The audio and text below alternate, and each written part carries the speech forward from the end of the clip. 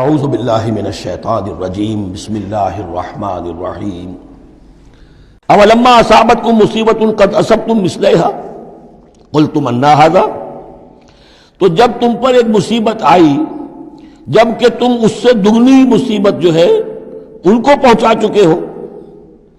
قلتم انا ھذا، تم کہتے ہو یہ کہاں سے آ گیا، یہ کیوں ہو گیا، اللہ نے پہلے مدد کی تھی اب کیوں نہیں کی۔ قل ھو من عند انفسکم، اے نبی کہہ دیجئے یہ تمہارے اپنے نفسوں کی شرارت کی وجہ سے ہوا، تم نے غلطی کی، تم نے حکم کی خلاف ورزی کی، حتی اذا فشلتم وتنازعتم فی الامر وعصیتم من بعد ما اراکم ما تحبون ان اللہ علی کل شیء قدیر، اللہ تو ہر چیز پر قادر ہے۔ گویا کہ اسی مضمون کو دہرا کر لایا گیا کہ وَلَقَدْ صَدَقَكُمُ اللَّهُ وَعْدَهُ، اللہ وعدہ اپنا پورا کر چکا تھا۔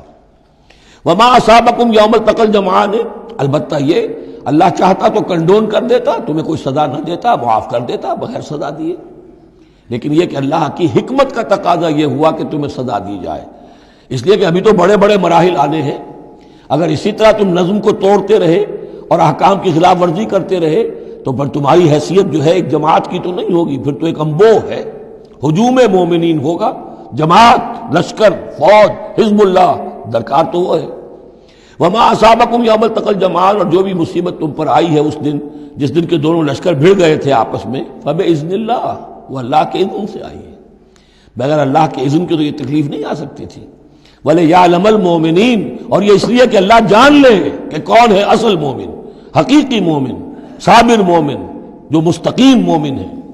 وَلِيَعْلَمَ الَّذِينَ نَافَقُوا، اور تاکہ دیکھ لے کہ کون ہے منافق۔ اور یہاں اصل ترجمہ ہم کرتے ہیں تاکہ اللہ ظاہر کر دے کہ کون ہے مومن اور ظاہر کر دے کہ کون ہے منافق۔ کھل گیا کہ نہیں؟ 300 کو لے کر عبداللہ ابن ابی چلا گیا تو اب سب کو پتہ تو چل گیا، آئندہ ان کی بات پر اعتبار تو نہیں کریں گے، وہ چکنی چپڑی باتیں کریں گے تو ان کی باتیں جو ہے کان لگا کے سنیں گے تو نہیں۔ تو اللہ تعالیٰ نے چاہا کہ who's who and what is what یہ بالکل مبرہن ہو جائے، واضح ہو جائے۔ وقیل لہم تعالوا، اب یہاں وہ تذکرہ ہو رہا ہے آخر میں اس واقعے کا کہ جب کہ عبداللہ ابن ابی 300 آدمیوں کو لے کے واپس چلا گیا، اس وقت کچھ لوگوں نے اس سے کہا ہوگا کہ کہاں جا رہے ہو بے وقوفو، اس وقت تو لشکر سامنے آمنے سامنے کھڑے ہیں اور 300 آدمی نکل جائیں 1000 میں سے تو بقیہ جو باقی ہیں ان کے بھی کچھ نہ کچھ دلوں میں کمزوری پیدا ہوگی، جیسے کہ بنو حارثہ اور بنو سلمہ کے اندر کمزوری عارضی طور پر پیدا ہو گئی تھی۔ تو سمجھانے والوں نے جب کہا فقیل لہم تعالوا قاتلوا فی سبیل اللہ، اب ادفعوا، آؤ بھائی آؤ، کہاں جا رہے ہو، اللہ کی راہ میں قتال کرو یا دفاع کرو۔ دفاع ہو رہا ہے تو مدینے کے اوپر حملہ ہوگا تو کیا ہوگا، اگر یہاں پر یہ لشکر جو ہے شکست کھا گیا تو کیا تمہاری بہو بیٹیاں جو ہے پھر آ کر وہ انہیں لے کر اپنی باندیاں بنا کر نہیں لے جائیں گے؟ اللہ کی راہ میں جنگ کرو، اگر یہ نہیں تو کم سے کم اب دفاع جو ہے مدینے کا اس کے لیے تو کھڑے رہو۔ قالوا لو نعلم قتالا لاتبعناکم، ان کا اگر ہم سمجھتے کہ جنگ ہونی ہے تو ہم ضرور تمہارا ساتھ دیتے، یعنی یہ تو در حقیقت نورا کشتی ہو رہی ہے، یہ حقیقت میں جنگ ہے ہی نہیں۔ یہ محمد کے ساتھی جو مہاجرین آئے ہیں مکے سے اور یہ جو مکے سے اب آئے ہیں چڑھ کر، یہ سب ایک ہیں، ایک ہی تھیلے کے چٹے بٹے ہیں اور ہمارا ان سے کوئی سروکار نہیں۔ لو نعلم قتالا لاتبعناکم ہم للکفر یومئذ اقرب منہم للایمان، اس دن وہ ایمان کی نسبت کفر سے قریب تر تھے۔ یقولون بافواہہم ما لیس فی قلوبہم، وہ اپنے منہوں سے وہ بات کہہ رہے ہیں جو ان کے دلوں میں نہیں ہے۔ واللہ عالم بما یکتمون، اور جو کچھ وہ چھپا رہے ہیں وہ اللہ کے علم میں ہے۔ الذین قالوا لاخوانہم وقعدوا لو اطاعونا ما قتلوا، یہ وہ لوگ ہیں کہ جنہوں نے کہا،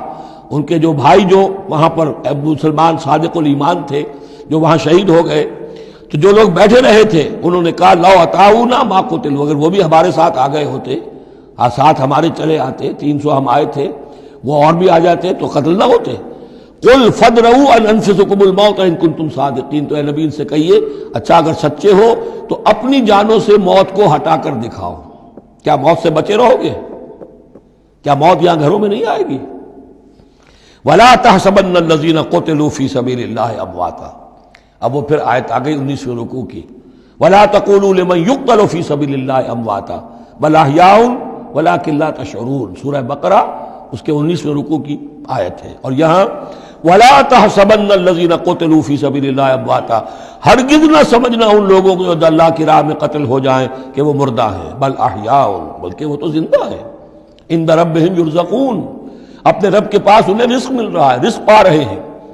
فرحین بما آتاہم اللہ من فضلہ، وہ تو خوشیاں منا رہے ہیں، شادیانے بجا رہے ہیں جو کچھ اللہ نے اپنے فضل سے ان کو عطا کیا ہے۔ وَيَسْتَبْشِرُونَ بِالَّذِينَ لَمْ يَلْحَقُوا بِهِم مِّن خَلْفِهِمْ، اور ابھی وہ خوش وقت ہو رہے ہیں، خوشخبریاں حاصل کر رہے ہیں کہ ہمارے اور بھائی بھی جو پیچھے رہ گئے،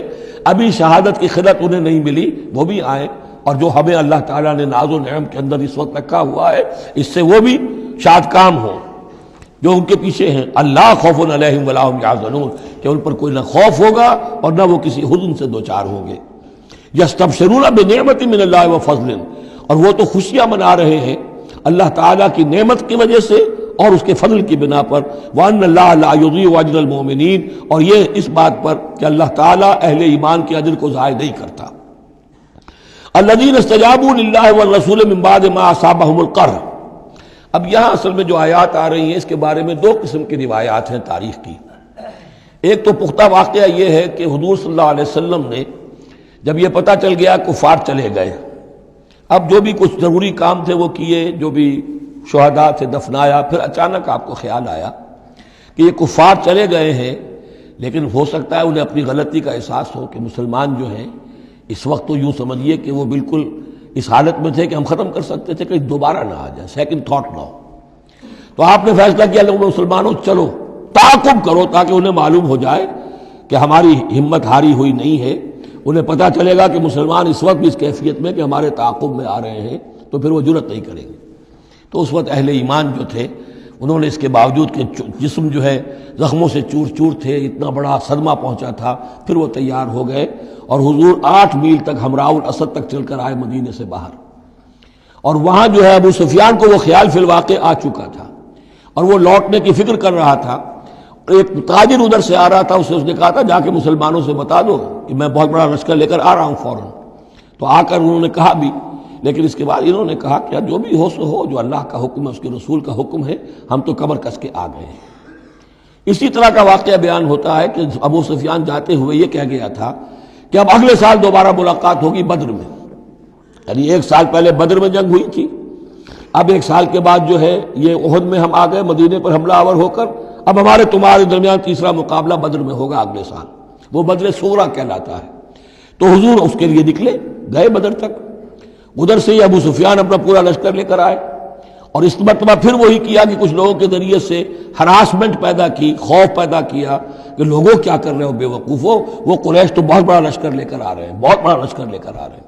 تو اس کے جواب میں مسلمانوں نے وہ صبر والے کلمات کہے جو آ رہے ہیں۔ تو یہ دونوں یہ الفاظ جو ہیں، یہ آیات دونوں پر منطبق ہو سکتی ہیں۔ الذین استجابوا للہ والرسول من بعد ما اصابہم القرح،